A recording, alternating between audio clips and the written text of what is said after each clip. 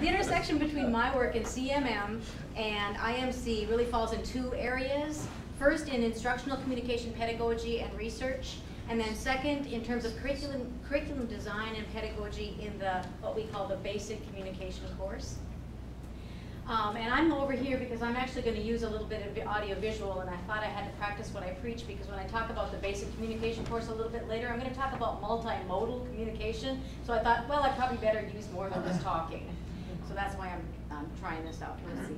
Okay, in terms of instructional communication, one of the things that I've really been working on a lot is this shift from what we've been doing as a teacher-driven, content-driven pedagogy in the classroom in the universities to more of a student-driven, student learning pedagogy in the classroom.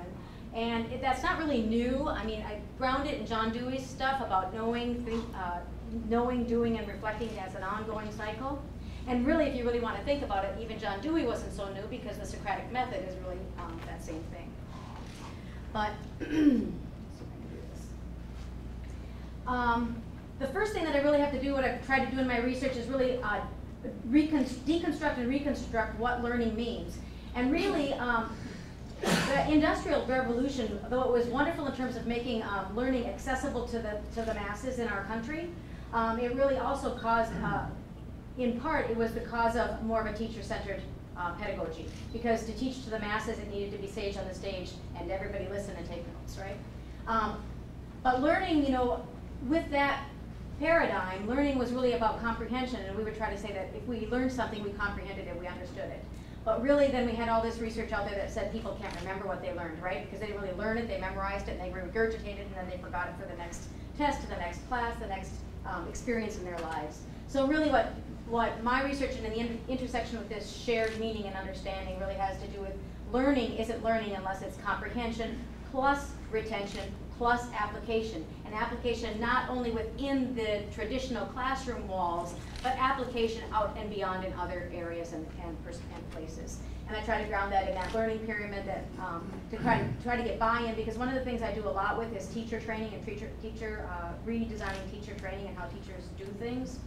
And it's really hard. I kept thinking about Vernon's talk last night and the idea of swallowing the frog day after day.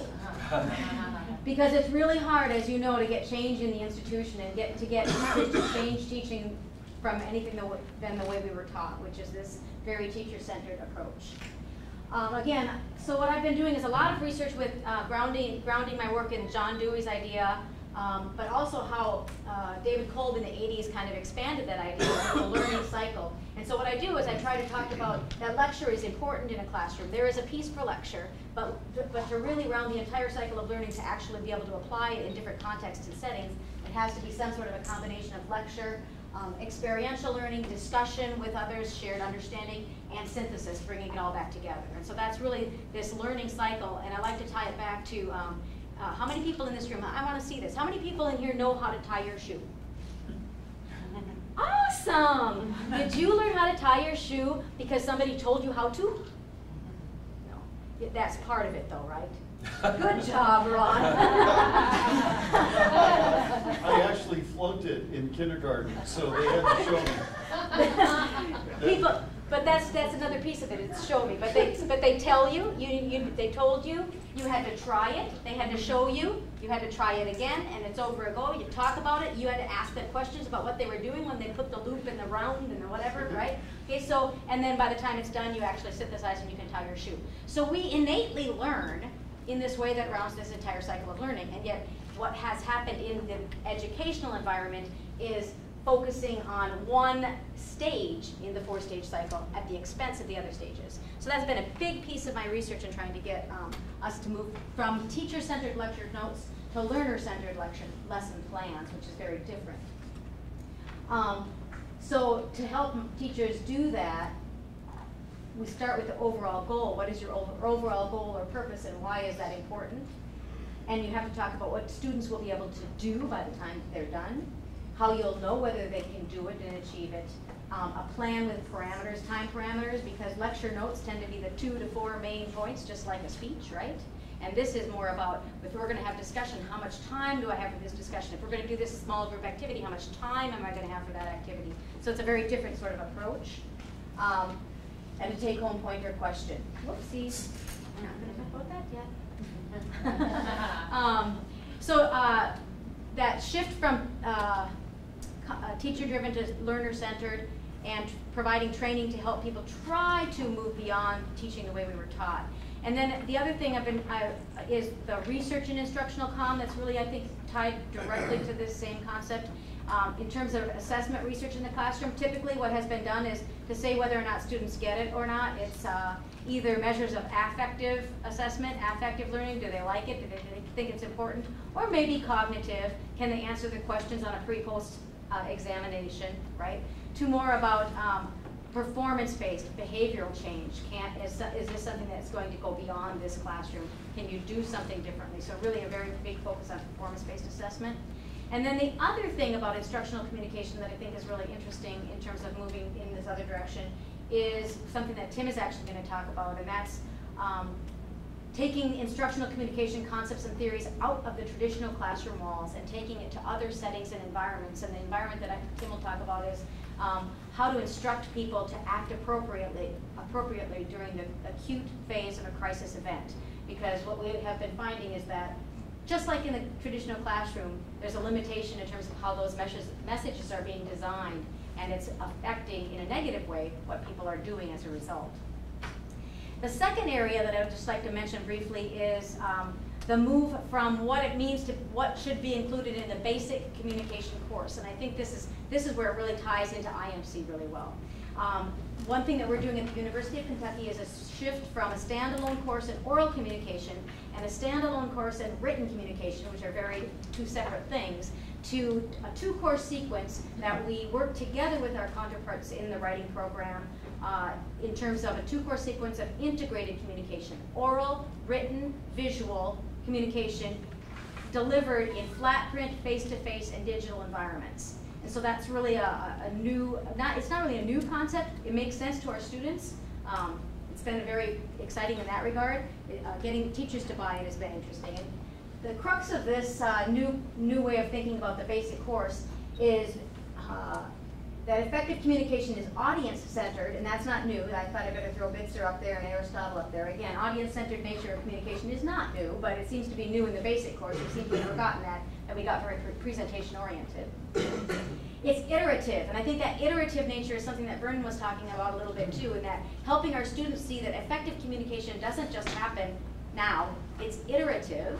It goes back and forth between people as they try to create shared understanding and meaning. And then it's multimodal.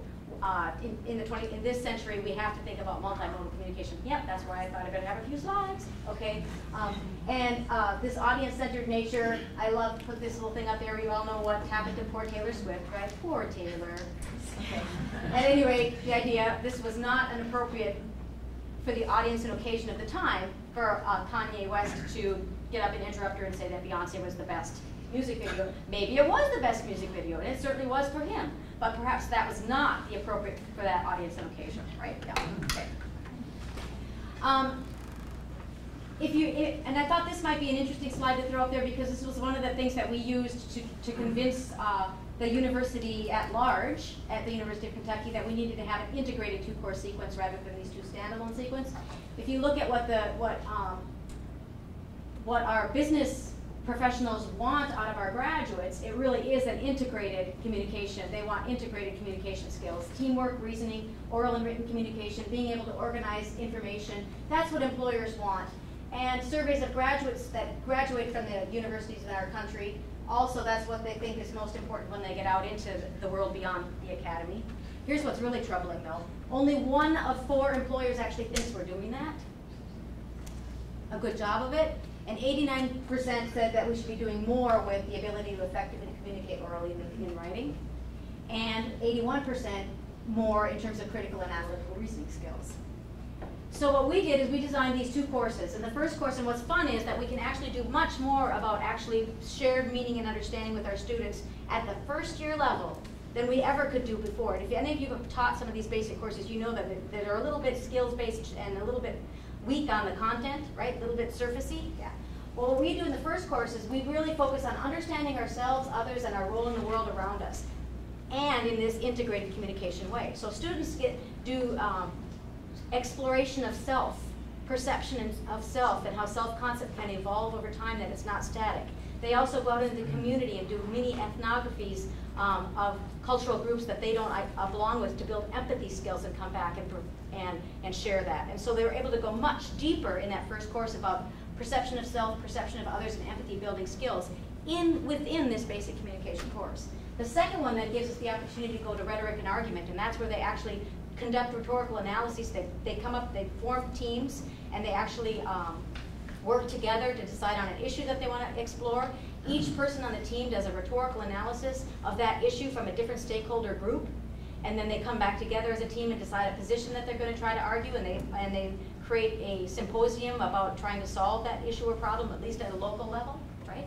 So that's a lot more than just doing speeches about how to bake chocolate chip cookies or maybe a cake. But I will have to say that to get this to happen, it hasn't been a real big difficult thing for us to do in terms of students to buy into this integrated concept. But definitely it is like that swallowing the frog, moving around.